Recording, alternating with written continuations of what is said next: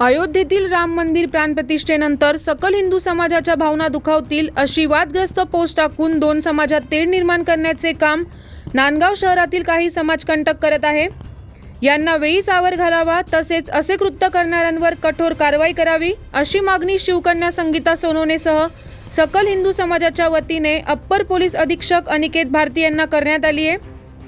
या घटनेच्या निषेधार्थ नांदगाव शहरवासियांनी बुधवारीही बंद पुकारला होता।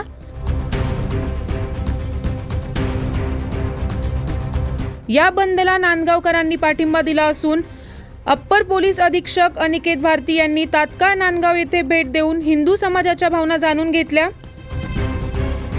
काल 23 जानेवारी 2024 रोजी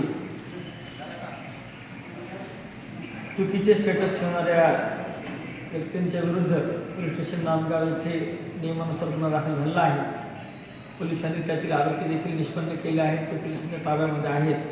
त्यांच्याकडे अधिकची चौकशी करून तपास चालू आहे। दरम्यान नांदगावमधील परिस्थिती सध्या शांत आहे। नांदगाव शहरातील नागरिकांना, तालुक्यातील नागरिकांना पोलिसांकडून असे आवाहन करण्यात येत आहे की आपण यापूर्वीसुद्धा शांतता ठेवली आहे, आतासुद्धा आपण पोलिसांना तपास करण्याकरिता सहकार्य करावे। तसेच नागरिकांनी कोणत्याही अफवा पसरू नये आणि परधर्मीयांच्या भावना दुखावतील असे कोणतेही स्टेटस, कोणतेही मजकूर सोशल मीडियावर प्रसारित करू नये आणि सर्वांनी शांतता ठेवावी। तसेच नांदगाव शहरात काही समाजकंटक असे कृत्य घडवत आहेत, त्यांच्यावर लवकरच कारवाई करण्यात येईल असेही अनिकेत भारती यांनी सांगितले। सकल हिंदू समाजाच्या वतीने नांदगाव शहरातून मोर्चा देखील काढण्यात आला होता। दुपारी 3 वाजता निवेदन देऊन पोलीस अधीक्षक अनिकेत भारतीसह एकत्रितपणे चहा पाणी घेऊन व्यवहार सुरळीत करण्याचे आवाहन करण्यात आले।